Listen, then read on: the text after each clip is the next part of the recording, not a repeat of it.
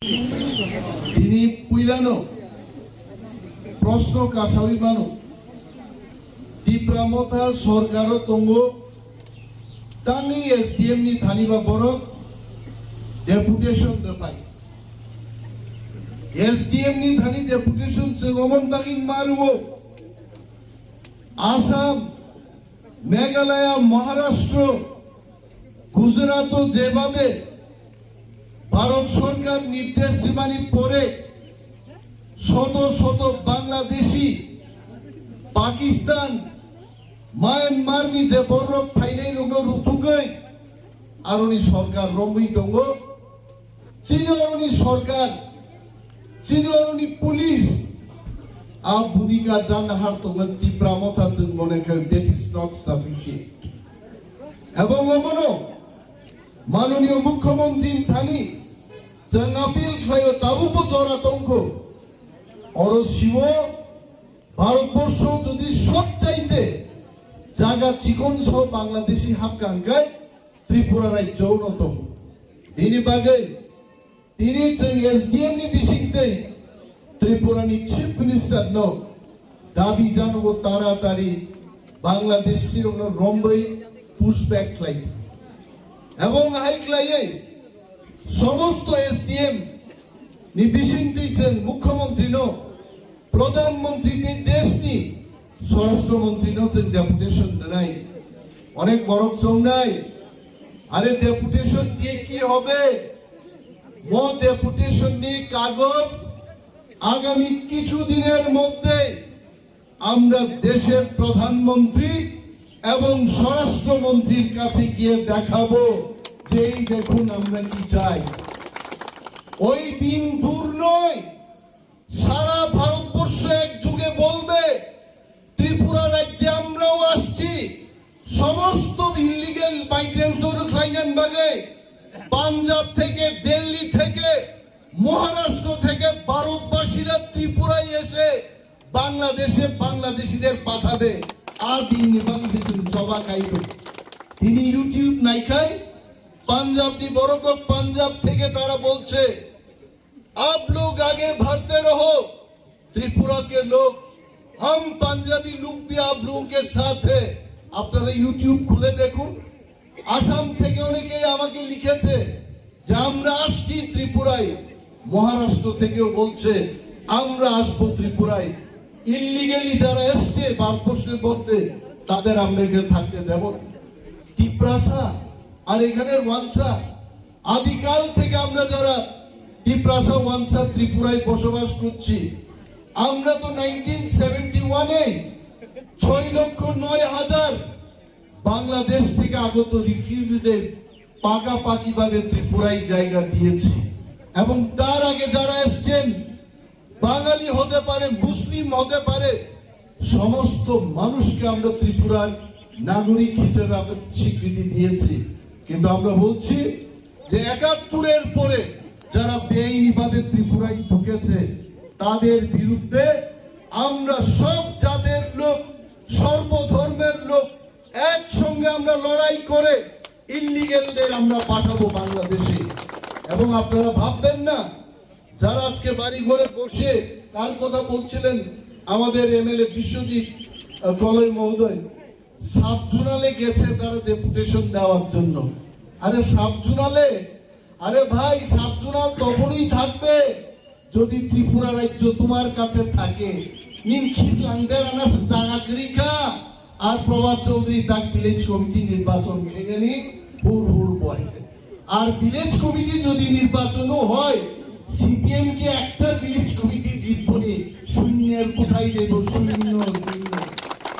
বড় কিচ্ছু তারা তীব্রামথাকে চাই দুর্বল হোক সিপিএম খালি কুজুস তীব্রামথানো ভারতের সরকারকে পরিচালনা করছে তীব্রামথা না অন্য কোন দল ত্রিপুরাও সরকার লিড খাই নাই সব প্রভাব পাবো ত্রিপুরাও সরকার লিড খাই নাই বিজেপি সে খাই কিন্তু দিন দাদা পলিট ব্যুরোনি মেম্বার আর ত্রিপুরার একজন বিরোধী দলনেতা কুতুকমাগাই তীব্রামথানন কুতুক তালি কুতুকনা কারণ তীব্রামথা দংনা বাগাই সিপিএম পাহাড় হাববায়া আর মহারাজা কথান তংসা সিপিএম তে পাহাড় হাবিব মালিয়া বড় ঠিক নাই মহারাজ বয়স বুঝছেন 47 বছর আর মানিক সরকার বয়স বুঝছেন কিনা 75-76 বছর সিপিএম পার্টির সব নেতারা মারা গেলেও মহারাজা জিন্দা রেহেগা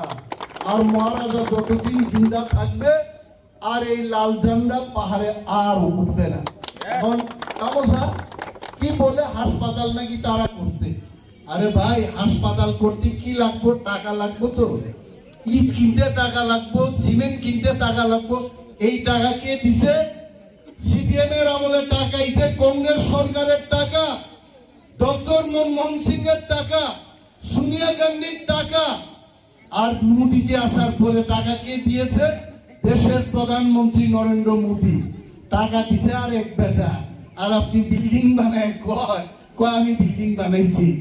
লজ্জা হওয়ার কথা। কি কইছে? ও এমএলএ মন্ত্রী রঙি বসাপতি বা হাসপাতালও না চাইও যে হাসপাতাল চিন্তাঙ্গানি আরে চিন্তায় তাও এক খাজাক দিবা। ত্রিপুরাতে নতুন নতুন হাসপাতাল আইতেছে, বিশ্ববিদ্যালয় আইতেছে। আগেই ত্রিপুরাও ন্যাশনাল হাইওয়ে একটা ছিল, তিনি 4-5টা ন্যাশনাল হাইওয়ে থাকা ত্রিপুরাও। প্রভাত বাবু চোখে না দেখলে একটু চোখের ডাক্তারের কাছে গিয়ে আপনি একটু চোখ পরীক্ষা করান, সব ক্লিয়ার দেখতে পাইবেন, পরিষ্কার জানাই। আর বলে কিচ্ছু নিতেছে না। আমরা তো দাবি করতেছি প্রভাত বাবুর উচিত তিনি মিটিং ওয়ারও ফাইনানি, ইলিগাল মাইগ্রেন্টসের বিরুদ্ধে আন্দোলন খাইলেনি। কংগ্রেস পার্টি কই কেন কথা বলে না? কংগ্রেস পার্টি সেদিন চিঠি লেখছে মহারাজার কাছে, আপনি যে ইলিগাল মাইগ্রেন্টসের বিরুদ্ধে কথা বলেন, কাট অফ ইয়ারটা কিটা? আরে কাট অফ ইয়ার যাই বাদ দাও, দুঃখটা আসেনি আগে এটা দেখো। যদি দুঃখটা থাকে ধরো আর পাঠাও। আর ত্রিপুরাজ্যের মানুষের কথা ভাবলে কংগ্রেস পার্টি কাট অফ দিকে তুমি দাঁড়ায় থাকো না, বাড়ির বয়ে থাকো না, আন্দোলন করো। একমাত্র ত্রিপুরাতে আন্দোলন করি না একটাই দল আছে, তীব্রামঠা। আর আমরা মন্ত্রী, আরে রে ভাই মন্ত্রী আজকে আছে কালকে নাই, কিন্তু দফা থাকতেইব, ত্রিপুরাজ্য থাকতেইব। রাজ্যই যখন বাংলাদেশের হাতে যাইব গা তখন কি আমরা বাঁচবনি? আর আপনারা যারা বাংলাদেশ থেকে বাইকে আইছেন ওইখানে লোকের পিঠা মুড়া খাইতে খাইতে দৌড়াইয়া, তখন তো কাটা তার বেড়া আসলো না, ভুল্লা যায় না। এই দিন হাফ পাইতে ত্রিপুরাতে ঢুকছিলেন, আরও যদি ঢুকে তখন আর আমরা থাকার জায়গা থাকতো না। কে আজকে কেন চাকরির অভাব? কেন আজকে চাল ডালের অভাব? কেন আজকে এত দ্রব্য মূল্য বৃদ্ধি? কেন আজকে আগরতলা শহরের জমির দাম এত বেশি? এটার একমাত্র কারণ ত্রিপুরায় ডেইলি অনুপ্রবেশ হচ্ছে। অনেক বাঙালিরা এটা ভয়ে লজ্জায় বলে না, কিন্তু আমাদের লজ্জা নাই। আমি ত্রিপুরাজ্যের একজন মন্ত্রী, কিন্তু মন্ত্রী কি মানুষে বাদ দিয়ে মন্ত্রী বলি? আমার কি সারা জীবনের জন্য শপথ গ্রহণ করাইতে যে আপনি চুপ থাকলেও সারা জীবন মন্ত্রী থাকবেন? আমি ত্রিপুরার মানুষের জন্য লড়াই করব, মন্ত্রীর জন্য আমি লড়াই করব না।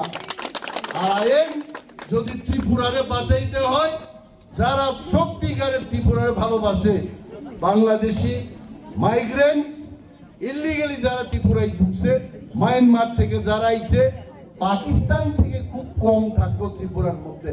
আর যদি থাইকা থাকে দড়ি দিয়া বাইন্দা ফিটাইতে এই আখাউড়ার গেট বা সাবরুমের গেট দিয়া এরা পাঠিয়ে দিবি। এমনি পাঠায়েন না, ফিটতে কয় না কয় পিঠের চামড়া লাল করে লাল বানাই ফিটতে পাঠাই দিব। আর আমরা এখানে যা টিএসআর পুলিশ অনেক দিন এরা ফিটাইতে পারতেছে না, এরাও তো প্রস্তুত। চিরকক বাইকে সাউতামো এক মা হারিয়া বালকই দরকার, একটা অর্ডার যদি আয়ে এমন ফিটাইব, এই ফিটার বাংলা একটা কথা আছে, হাইরে কি দেখিলাম জন্মান্তরেও ভুলিব না। আর যে বাংলাদেশিরা ধরা করবো কইব আইরে কি ফিটা খাইলাম, জন্মান্তরেও ভুলিব না। এইভাবে পাঠাইতে এখনো টাইম আছে। মাননীয় মুখ্যমন্ত্রীর কাছে আমি একজন মন্ত্রী, আমিও অনুরোধ করছি যে মোবাইল টাস্ক ফোর্স, এই পুলিশের যে উইং, তার কাজ হচ্ছে বিদেশ থেকে যারা আইছে তারে দইরা পাঠানি। এই মোবাইল টাস্ক ফোর্স কি করতেছে এটা মাননীয় মুখ্যমন্ত্রী রিভিউ করা দরকার, অর্ডার দেওয়া দরকার। মুখ্যমন্ত্রী বা আমরা মন্ত্রীরা আমরা তো গিয়া ধরতাম না, ধরব পুলিশ।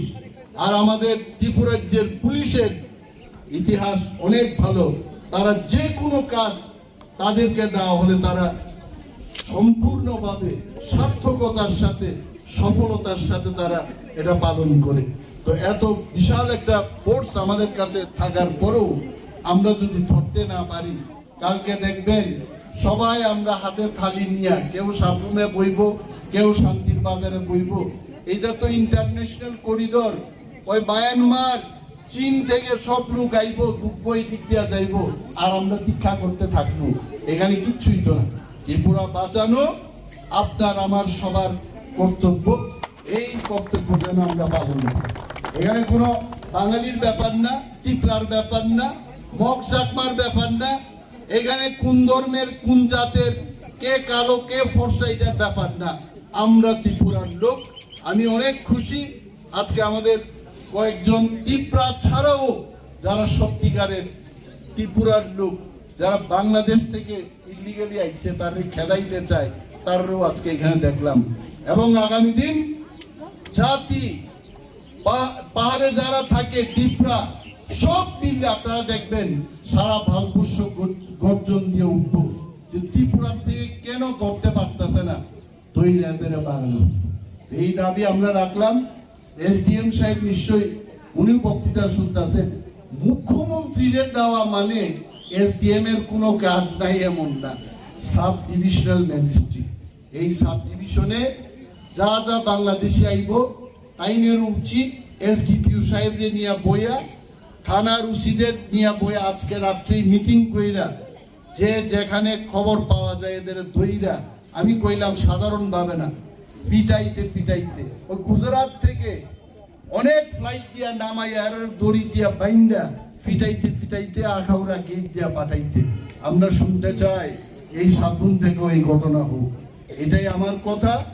ভারতবর্ষ অখণ্ড থাকুক, ত্রিপুরা সুস্থ থাকুক, দুর্বল ত্রিপুরা নয় শক্ত ত্রিপুরা থাকুক, আর এখানে আর কেউ যেন ঢুকতে না পারে, এই ব্যবস্থা আমরা যেন সবাই গ্রহণ করতে পারি, এই অনুরোধ রেখে